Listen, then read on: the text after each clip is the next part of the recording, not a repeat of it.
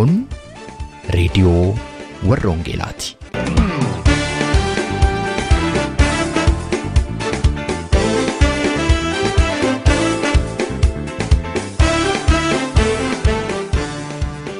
Reediyoon warra Hongeelaa tokkummaa waldooti Oromoo warra Hongeelaa Awurooppaatiin qophaa'e torbanitti si'a tokko guyyaa Sanbadduraa dhaggeeffattoota biyyootii gaanfa Afrikaaf naannoo isaatiif akka lakkoofsa sa'aatii Itoophiyaatti galgala sa'aatii 12 hamma sa'aatii 12:00tti dambalii gabaabaa kiilooheerzii 15,515 yookaanis meetir baandii 19 irratti dhaggeeffattoota kibbaaf giddugaleessa Awurooppaatiif immoo akka lakkoofsa sa'aatii giddugaleessa Awurooppaatti galgala sa'aatii 21 hamma sa'aatii 21:00tti dambalii giddugaleessaa kiilooheerzii 1,355 irratti kan isin qaqqabu tamsaasa Hongeelaati.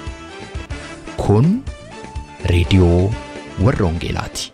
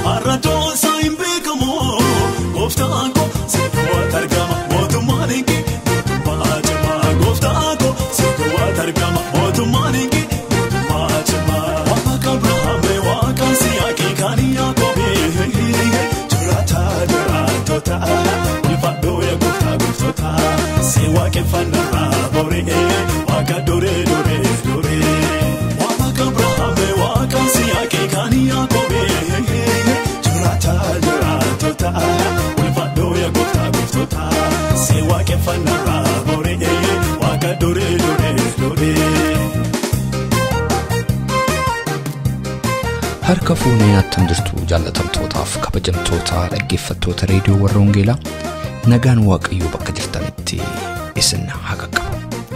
Reediyoon warra Hongeelaa har'as guyyaa Sanbadduraa har'aatiif intaa kan jette sagantaa ishee qabattee dhiyaatteetti. Kan kaleessa mul'atu har'a iddoonsaayyuu hin beekamu jedhee faarfataan Phaawulos Tagany. Barriin dhufaa barriin darbaa wanti baricha keessatti mul'atus akkuma kana dhufeetu duukaa darba. Inni kaleessa ol ba'ee mul'atu har'a iddoonsaayyuu hin beekamu. Inni kaleessa guddaadhaan masgaa jedhamu har'a lafanni jiruyyuu hin beekamu. Baricha keessatti bara mo'ee kan darbee jiraatu Waaqa Israa'el qofaadha. Maqaan Waaqayyo Gooftaa Maccaa kan eebbifame haa ta'u. Bara dhufee darbu kanarraa garuu waan baay'ee baranna. Sagaleen Waaqayyo waa'ee bara waan baay'ee dubbata.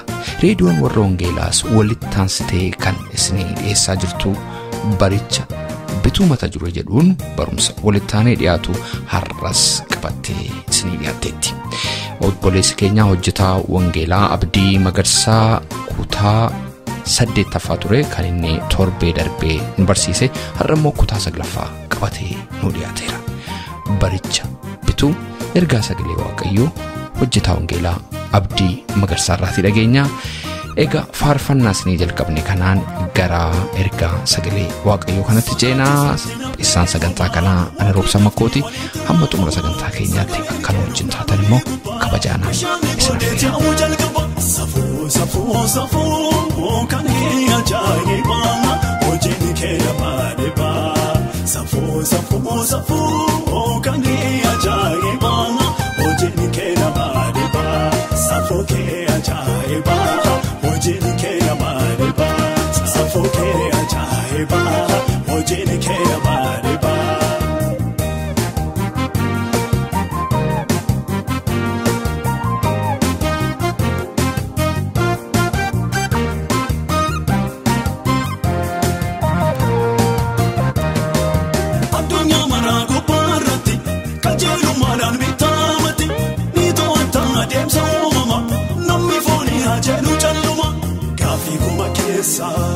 Tokko deebisuu dandeessa hin faalamu yaa'ii dura deemeeffamu Waaqa sodaatamu gaaffii kuma keessa tokko deebisuu dandeessa. Hin falmamu yaa'ii duratti inni eeffamu Waaqni sodaatamaa. Hin falmamu yaa'ii duratti inni eeffamu Waaqni sodaatamaa.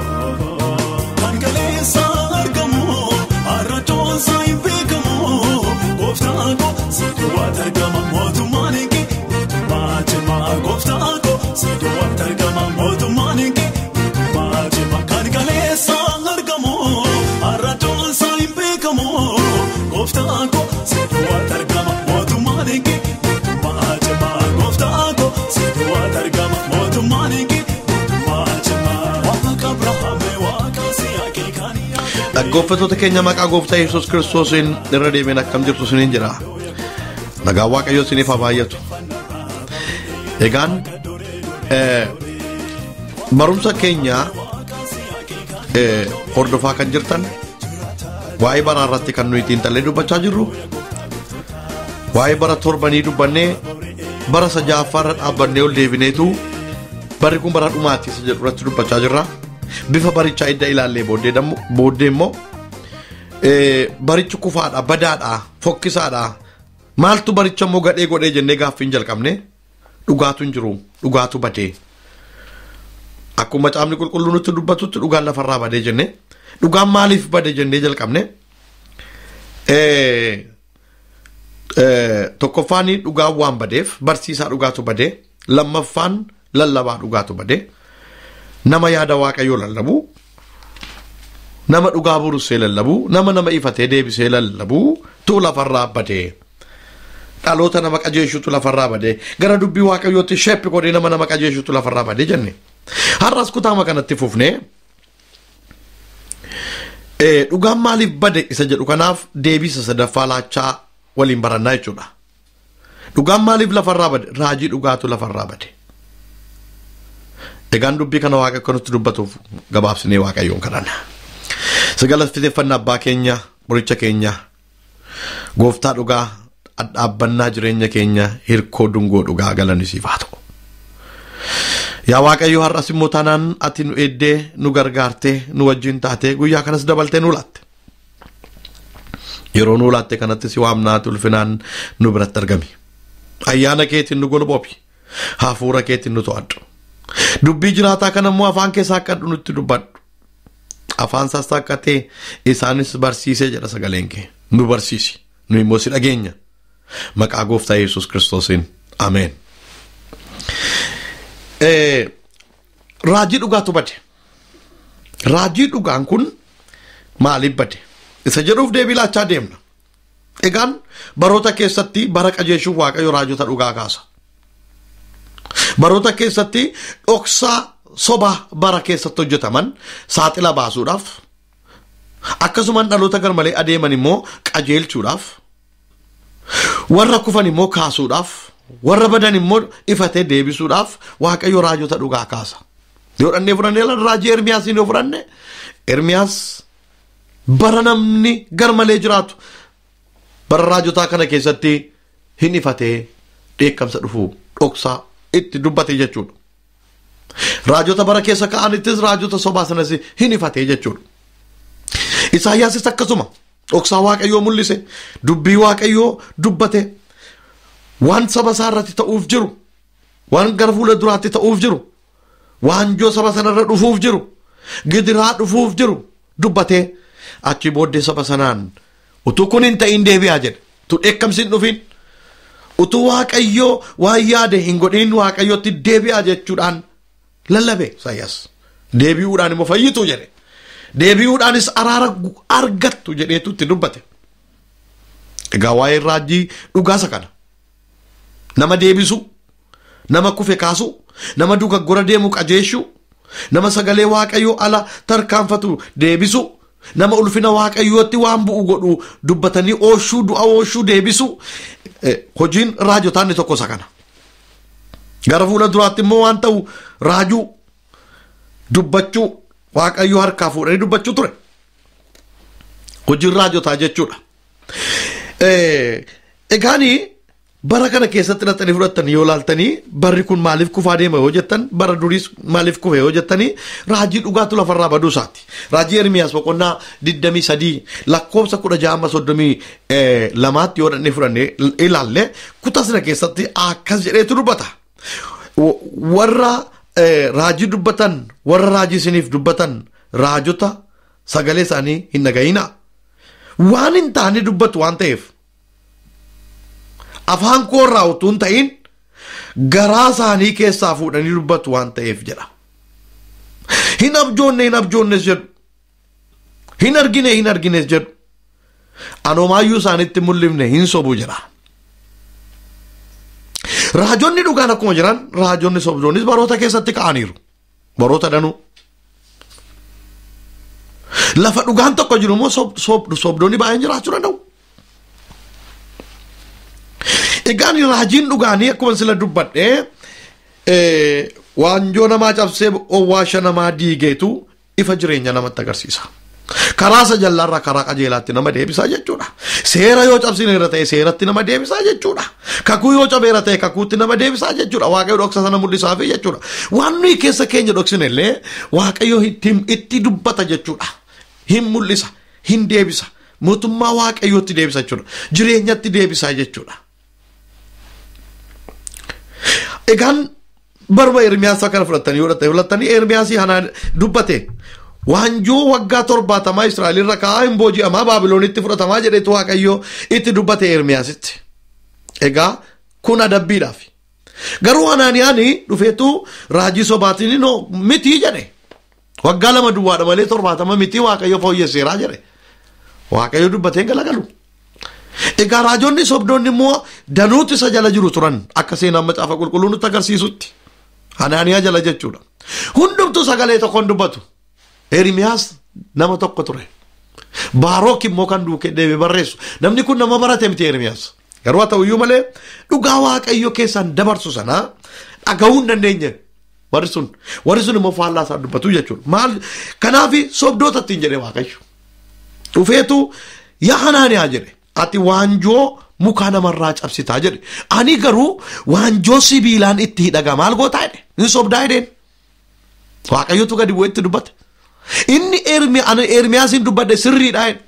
Inni ati dubbate garuu sobaa jedhe. Isatirraan cabsa jettee soba keetiin raajii sobaatiin fooyyessuuf garaa saba kanaatti mooksaa jirtu jedhe. Ani hin fudhanne ana biraas hin baane ani immoo waanjoo kana nan jabeessa irratti jedhe Waaqayyo. Boojuu kana jabeessaa jedhe. Kanaafi sobduudha jedhe. Maaliif sobduudha jedhe Waaqayyo? Waa'ee raajota sobduu gaafa dubbatu as keessatti maaliif sobduudha jedhe. Tokko warra gaafa hunduma na tuffatanii biyya nagaan hin jirre keessa nagaadha jedhanii jedhu raajonni sobduun Waaqayyo si duukaa jira jedhu jedhe. Warra utuu nagaan hin jiraatin, utuu qajeelummaan hin jiraatin, utuu jaalalli hin jiraatin, utuu qulqullummaan hin jiraatin, utuu dubbii Waaqayyoof kabajis naamusni hin jiraatin, nagaadha rakkinni tokko yoo hin jiru jedhu jedhe.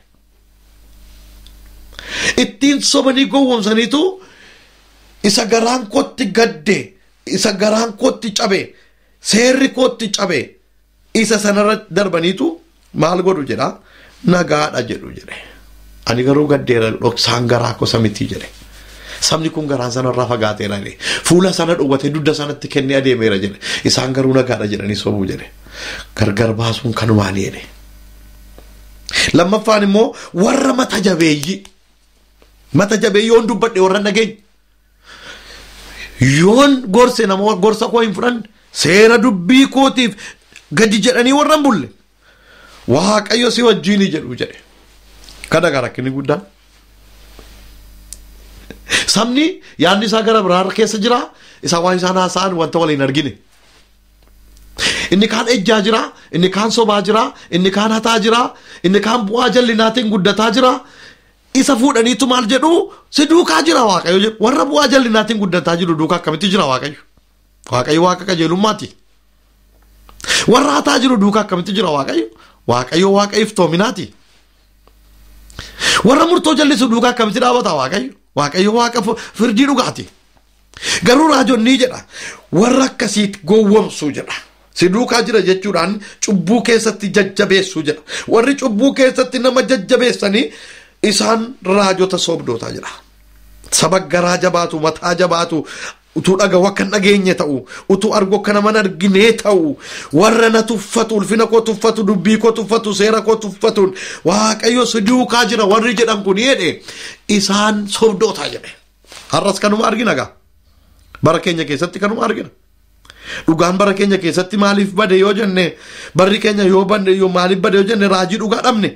Nama sakufee dhaqeetu bayi cubbuu gooteetta, yakka gooteetta, qalbii diddiirradhu nama jedhu dhabne. Qalbii diddiirrannan hin lallabamu bara keenya keessatti hin raajamus. Deebii kufteetta, deebii salphatteetta, deebii ejjiteetta, deebii sobdeetta, deebii tarkaanfatteetta, sagalee Waaqayyoo, ulfina Waaqayyoo dhiibdeetta namni jedhu lallabaa fi raajiin dhibeera bara keenya keessatti. Maal hundumtuu yoo fudhattanii ilaaltanii Waaqayyo si duukaa jira haa jedhu. Biyya lafaasa cubbuun guute kana keessa hundumtuu qulqulluu ta'eetu kan qalbii diddiirrannaan hin lallabamneef hin raajamne. Biyyuma lafaa kanatu Waaqayyoof jiraateetu waldaanuma guutuutu sabuma guutuutu akka yaada Waaqayyootti adeemu tokkollee hin jiru keessa kan yaada Waaqayyoo tarkaanfate. Egaa guutummaanumatti yakka akka hin jiraanne, cubbuun akka hin jiraannetti lallabamaa raajama. Kun saba Waaqayyoon tuffatu jajjabeessuudha. Saba cubbuu godhu jajjabeessuudha. Saba yakka hojjetu jajjabeessuudha. Saba garaa isaatti adeemu cubbuu isaatti jajjabeessu duukaa jira jedha. Har'a mana daldaltoota har'a deemaniitu Waaqayyo si duukaa jira jedhu. Daldaltoonni kun akkamittidha kan isaan horatan? Karaa qajeelaas karaa jallinas kan horatan jiru. Si duukaa jira caalaatti Waaqayyo waa sii fida. Suuqii gara biraasii bana, fooqii gara biraasii ijaara, maal gara biraasii godhamaa jedhama. Namichi kun karaa inni argate hin beeknu nuyi. Garuu dhoksaa sun maaliif hin mul'atu, maaliif ittiin dubbatamu? Namichi kun na'ee maaf hin deebi'u, qalbii maaf hin diddiirratu? Inni ejju duukaa lama sadii fuudhee akka garaasaa jiraatee quufaan akka garaasaa jiraatee mana Waaqayyoos dhaqaa, mana sirbaas dhaqaa jiraata. Dhoksaa kana gad hin baasanii si duukaa jira Waaqayyoo jedhu. Egaa maaliif jedhu? Horiirraa argachuudhaaf. Tiraanspoortii sii kenna jedhee waan inni kiisii keessaa yoon isaan gaarii dubbatan hammaareetti kennu sana yaaduudhaani Waaqayyo si duukaa jira jedhu. Egaa Waaqayyo akkamitti dhugaa mul'isu ree? Nu afaan isaati. Afaan Waaqayyoo nuyi har'a. Bara haaraa kana keessa Waaqayyo nuun qaba. Raajonnis nu, lallaboonnis nuyi, faarfatoonnis nuyi. Kottaa saba Waaqayyoo lallaba dhugaadhaan, barsiisa dhugaadhaan, ifannaa dhugaadhaan, ifannaa jaalalaatiin, jaalalaan dubbii Waaqayyoo qabne, barsiisa dhugaadhaan, raajii dhugaadhaan boolla du'aa keessaa baafnu. Sasi olitti yaa adeemu jiru kana haa oolchinu. Isa garmalee dukkana gara dukkana uffatee dukkana keessa adeemaa jiru kana gara ifa jireenyaatti haa baafnu. Ergaan keenya isa kana haa ta'u. Dhugaa dubbachuu, dhugaa lallabuu, dhugaa faarfachuu, dhugaan gorsuu, dhugaa raajuu nuuf haa ta'u. Bu'aatti hirkannee dhugaa jallisu naafu. Bu'aa keenyaaf jennee dhugaarra jechuun nu haafu. Akkuma raajii Isaayyaas boqonnaa 59 keessatti dubbatu kunoo raajonnis dhugaan kufee lafatti ilaaluu jedhe. Dhugaanuma jigee jirullee ol qabuu dadhabanii jedhe. Kaasuu dadhabanii jedhe. Raajonni baratan kee jiru kufee ilaaluu jedhe. Egaa dhaggeeffattoota keenya barri keenyaaf barri abboota barri raajotaa kun wal fakkaata. Kanaaf itti ayyaannu Waaqayyoo jireenya kana keessa iddoo kaa'ee akka dubbii isaatti jiraannee akka dubbii isaatti tajaajillee ulfinni Waaqayyoo nuuf mul'ate seenaa galmeessite dhalootatti dabarsinee dhugaa dabarsinee deemuu nurra jira. Dhugaa dabarsinee soba dabarsinee miti dhugaa dabarsinee deemuu nurra jira. Sadhageenyi Waaqayyoo nuuf eebbisu. Egaan kutaasa dhufuu torbee dhufuutti deebinaa. Ammas achuma keessaan baanee dhugaan maaliif bade isa jedhu keessa jirra. Torbee dhufuu walii wajjin kan ilaallu dhugaan kan badeef firdii dhugaan lafarraa bade isa jedhu walii wajjin ilaallaa. Sadhageenyi Gooftaan nu eebbisu. Fayyaanaa ta'a.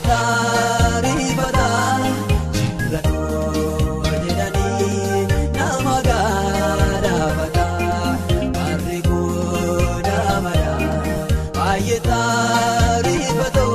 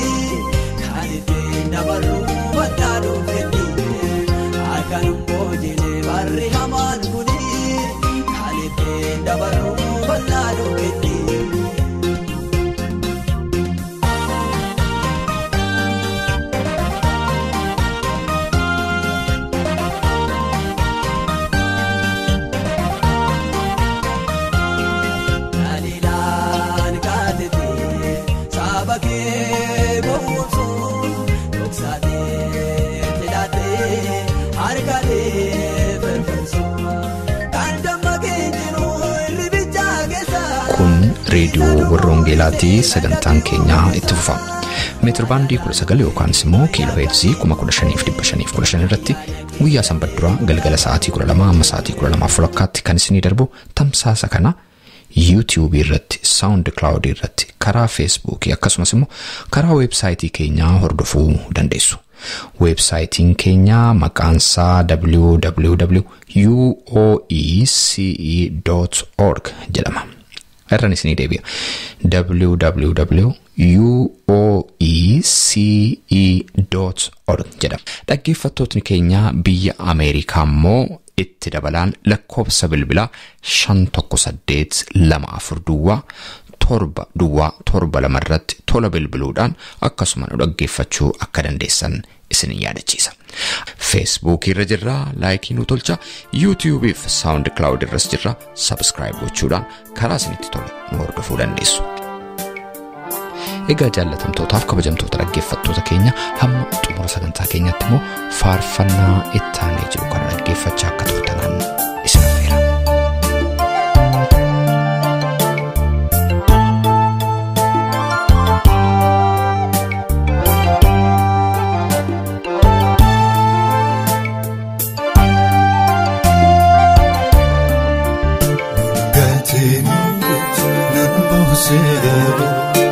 Nunisinu akka keenya Nungatini bose nunisi dua kakinya nungatini nun bose nunisi dua kakinya nungatini nun bose nunisi dua kakinya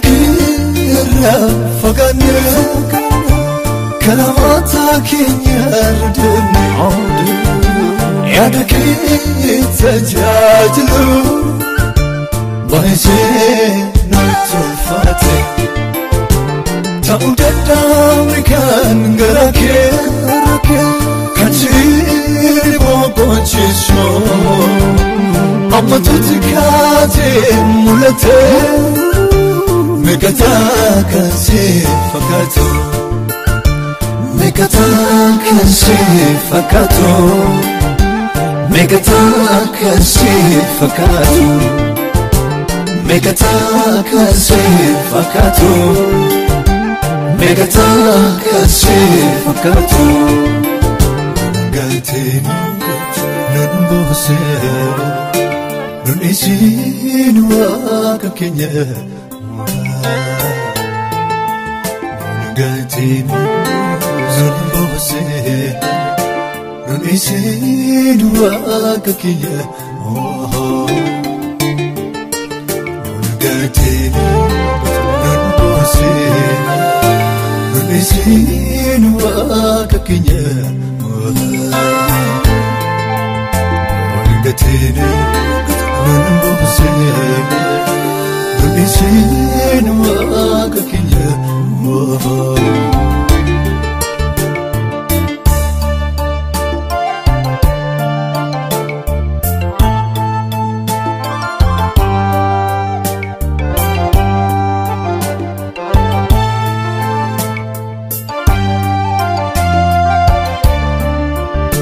Mungkin bala dua makin Berjami cimo berkoi Camsan mudatis olile Murahmu demu wanjon Abyunayni kamu indide Orkatual makin alne Ofka ishin jana ursine Sibilano fabon formane Sibilano fabon formane Sibilano fabon formane Sibilano fabon formane Sibilano fabon formane Nungatini nun bose nun isi nuwa kakinya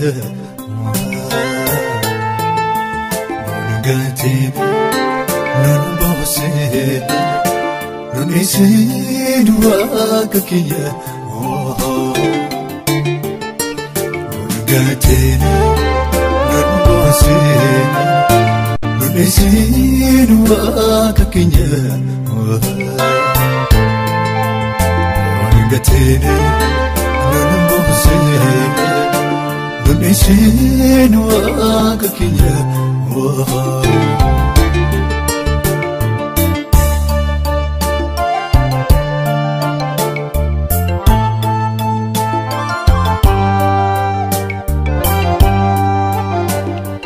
Dhaggeeffattoota keenya sagantaa keenya irratti akka eebbifamtan abdii qabna.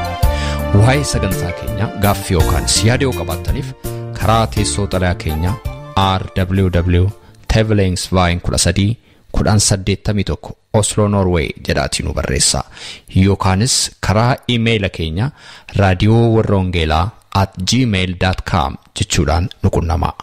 Torbee sagantaa biraatiin hamma walitti deebinutti nagaa Waaqayyootiin